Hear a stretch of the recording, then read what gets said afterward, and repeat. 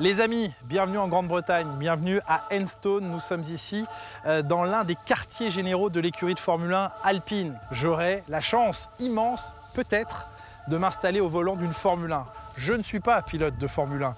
Il va donc falloir, avant cela, passer certains tests. Si jamais je ne réussis pas à passer ces tests, malheureusement, je n'aurai pas le droit de monter dans cette voiture. Mais croyez-moi, je vais tout faire pour réaliser ce qui est certainement le plus grand rêve de ma vie et j'avais envie de le partager avec vous.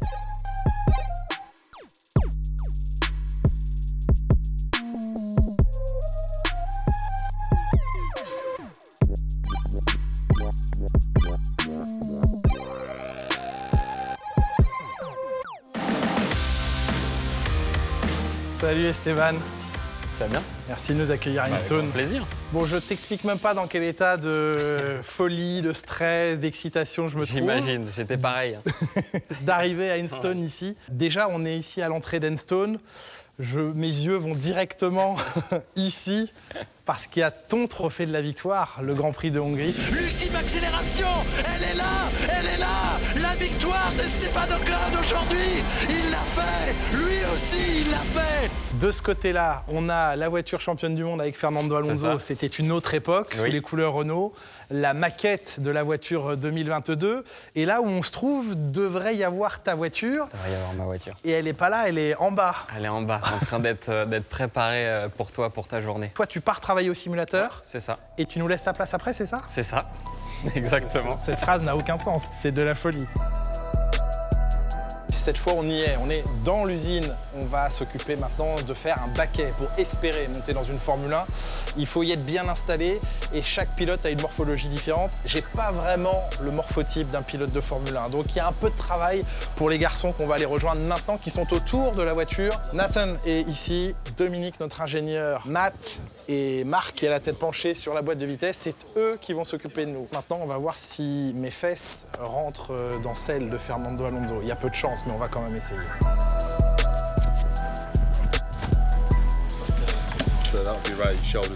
C'est pas la position la plus élégante, hein. Not quite. Alonso ne mange pas assez à la cantine. Ou c'est peut-être moi qui mange trop. Voyons pour les fesses d'Esteban.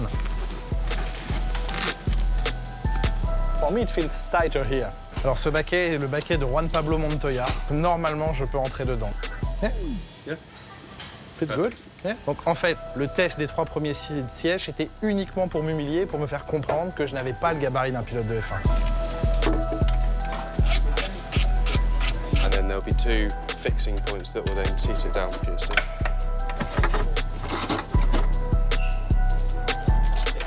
Ça y est, le baquet est installé dans la voiture. C'est ce baquet que je vais utiliser le jour où je monterai dans l'Alpine. Ce que je voulais vous montrer auparavant, c'est que c'est pas seulement un objet de confort, de bonne installation, c'est aussi un objet de sécurité. Ce qu'il faut voir sur ce baquet, c'est comme vous le constatez, qu'il est entouré de sangles. Il est déjà ancré à 4 endroits différents, en bas du baquet et en haut du baquet. Pourquoi? Lorsqu'un pilote connaît un accident, le but, c'est de pouvoir l'extraire de sa monoplace de la manière la plus sûre possible. Ça pèse à peine plus d'1 kilo. Hein. C'est une pièce en carbone très légère, mais c'est surtout un élément de protection extrêmement important pour le pilote. So let's go? Yeah, let's get in. Right foot for the luck. Yep. Donc, première fois que je monte dans une F1. Hein.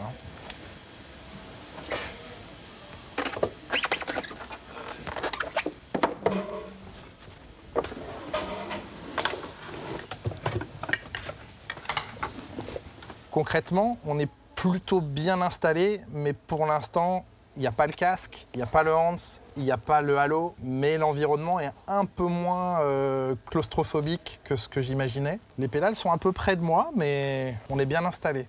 Franck Montagny disait que pendant les séances d'essais privés, quand ils attendaient longtemps dans le garage, ils pouvaient s'endormir dans le baquet, mais je comprends parce que les pilotes ont un baquet moulé sur eux et finalement, ils ne sont pas si mal dans ce baquet. So first of all, can you get lock to lock on both sides? I touch this one. That's fine. Doing that, I turn the... So that amount of lock, you shouldn't. Donc en fait, on vient de vérifier pas mal de choses, que mes genoux ne touchaient pas le dessus des protections. Il est important que mes genoux puissent sortir de cette zone sans bloquer contre la paroi supérieure du châssis. Je lui ai demandé s'il était possible de reculer un tout petit peu le volant, même si c'est de quelques millimètres, parce que là, j'ai vraiment l'impression d'avoir le volant sur le visage. Là, avec le casque, déjà, on change d'ambiance. Pour l'instant, je suis toujours bien installé. It's slightly further away now. Yeah.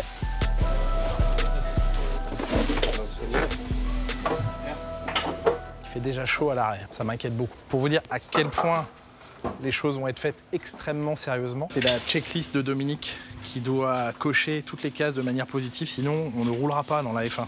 If there is one no on it, the test is over. I can add something.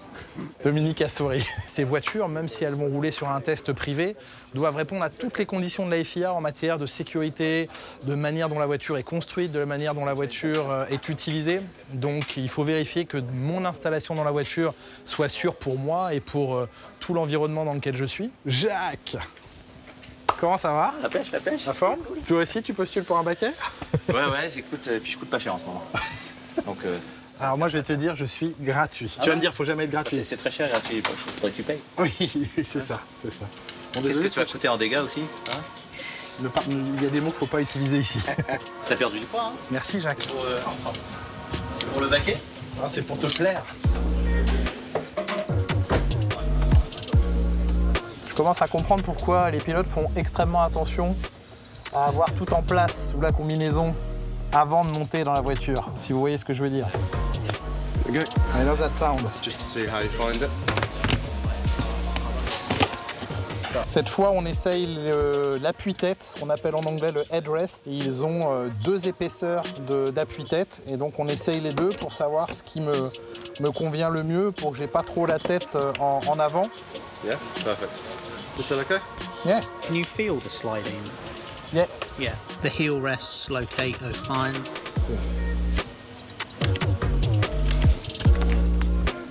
Au-dessus de moi, vous avez la règle qui détermine la hauteur maximum. Si ma tête dépasse sur cette règle, interdiction de monter dans la voiture. Il faut absolument rester sous cette règle pour que, eh bien, on respecte les règles de sécurité édictées par la FIA.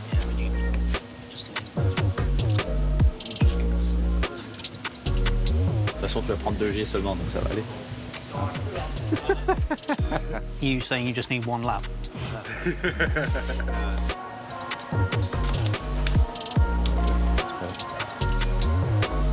J'ai l'impression d'être assis dans une fusée et au bout des pieds, je vais avoir 1000 chevaux environ à gérer. Alors, l'installation dans la voiture est faite, mais je voulais vous donner quelques informations liées à cette pièce exceptionnelle qui est le volant de cette Alpine. C'est pas que ça prend la tête, mais ça remplit le cerveau de beaucoup de choses. En fait, l'ingénieur qui est venu nous voir il y a quelques minutes nous expliquait que sur ce volant, dans le garage, une fois que le moteur allait démarrer, il allait falloir prendre l'embrayage. Voici la palette d'embrayage. Vous voyez, elle a une course assez longue et donc embrayer à fond, attendre une seconde. Ils nous ont dit vous attendez une seconde et vous passez la première. Donc la première, ce sera sur la palette qui se trouve ici. Et là, très gentiment, très doucement, il faudra relâcher cette palette d'embrayage. On pourra alors passer sur la voie des stands. Vous avez ce petit bouton jaune ici où il est écrit PIT, qui est le pit limiteur. Il sera réglé sur 80 km/h et en arrivant à la sortie de la voie des stands, au moment de prendre la piste, je rappuierai sur ce bouton PIT pour le désactiver. Il ne faudra pas que je sois à fond sur l'accélérateur à ce moment-là, sinon les 1000 chevaux de l'Alpine arriveront d'un seul coup, mais accélérer progressivement. Donc vous voyez, avant même d'avoir fait 1 mètre avec cette voiture, avant même d'être allé au simulateur, on nous a déjà expliqué 3 choses extrêmement importantes qu'il faudra respecter sur ce volant qui est un véritable ordinateur et qu'il va falloir non seulement tourner, mais manipuler avec toutes ses fonctions du mieux possible. Dominique, are you satisfied with what we've just done here? Yes, all the basic checks look good. So that covers legality and then obviously your comfort and controls as well. We will finesse the other bits once we're at the circuit as well, because obviously that will be your final fit. That will then include the radio checks and switch operation. And then in terms of the steering wheel controls, we'll cover all that tomorrow in the simulator, but the simulator is a one-for-one almost replication of this cockpit. The pedal feels, the steering wheel weight, the buttons, everything is the same as the real car. So we'll train you up further tomorrow. See you tomorrow at the team.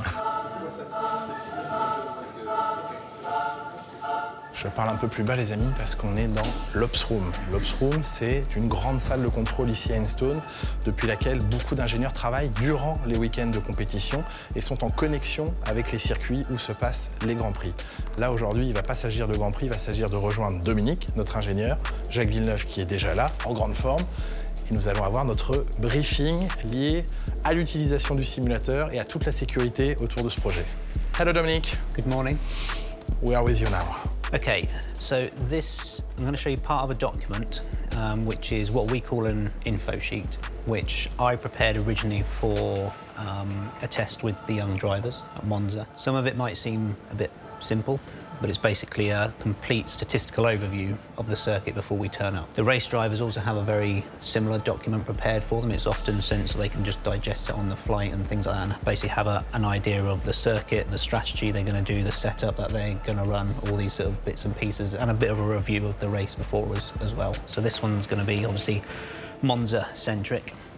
Donc là, globalement, on vient de faire le tour de la question de Monza. Dominique nous a également expliqué quelles étaient les limites de la voiture, plutôt sur l'avant ou sur l'arrière. Et la plus grosse limite, en termes de poids et de talent, va être moi, le pilote.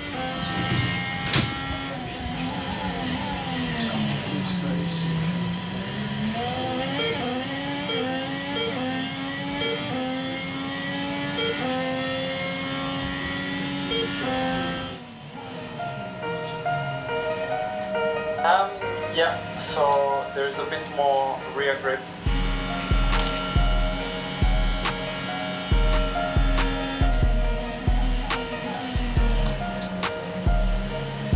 Bon, vous l'avez compris, on est au simulateur. Esteban vient de terminer ses essais pour le prochain Grand Prix. Va aller le voir et échanger avec lui sur cet outil très important. Esteban, on est au simulateur, mais avant de prendre ta place, je voulais que tu nous dises brièvement à quel point c'est devenu un outil important pour l'équipe, mais pour toi aussi en tant que pilote. Bien sûr, c'est 80% de la préparation en amont d'un week-end. Tout simplement, on va essayer de tester toutes les combinaisons possibles pour avoir la voiture la plus prête. Quel conseil peux-tu me donner et sur quoi dois-je me concentrer le plus dans cette étape simulateur?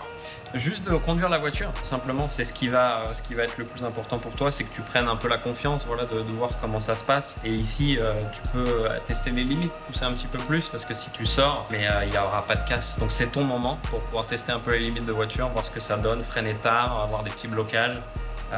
C'est tout fait en sécurité ici. Bon, je te laisse descendre, moi j'enfile le bon t-shirt et je me mets à la place d'Esteban. Donc là, on se retrouve dans une coque, dans un châssis, un vrai châssis de F1 qui a été déjà utilisé et qui est monté sur tout un tas de systèmes de vérins qu'on ne peut pas montrer. C'est la seule chose, on a beaucoup de chance déjà, c'est de pouvoir être ici dans le simulateur. La seule chose qu'Alpine nous a demandé de ne pas filmer, c'est ce qu'il y a sous la voiture et qui permet à ce simulateur de fonctionner de manière la plus réaliste possible. Bon, et comme vous le voyez, les amis, on est dans le simulateur Alpine à Enstone et on est sur la piste de Monza, là où nous allons réaliser notre véritable test. All right. OK, let's go.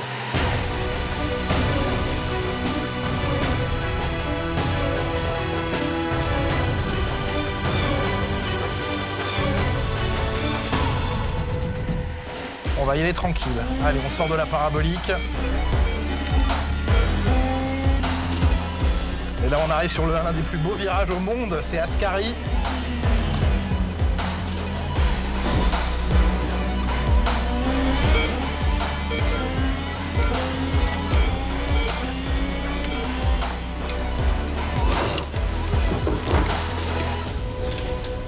You want me to stop? No, good, carry on. We'll have a couple of stabs on the brake pedal just to energize the brakes. Ok. Allez, on va aller chercher le 1.22 demandé par Dominique. J'ai peur de ne pas réussir à le satisfaire.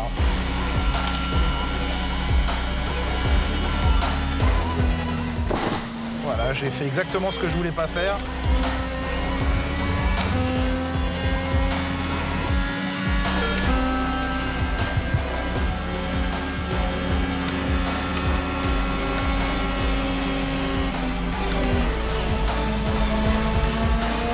Voilà, c'est toutes ces petites erreurs qu'il va falloir gommer et le simulateur est là pour m'y aider. We don't normally ask for weaving because weaving isn't actually that effective. Allez, j'accélère, j'accélère.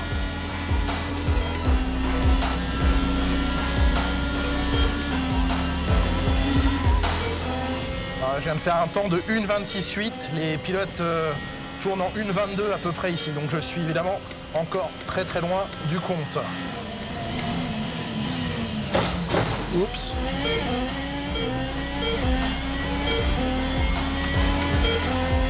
L'immersion, elle est incroyable. Hein.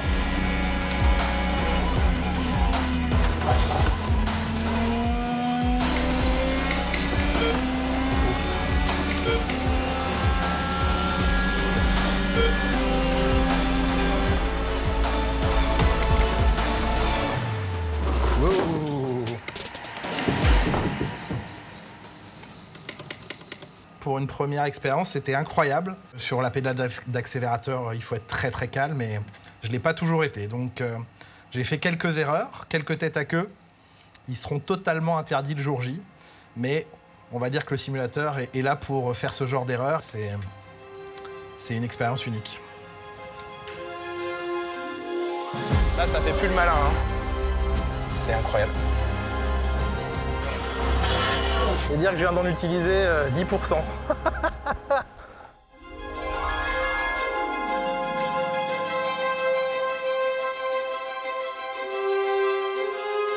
C'est incroyable.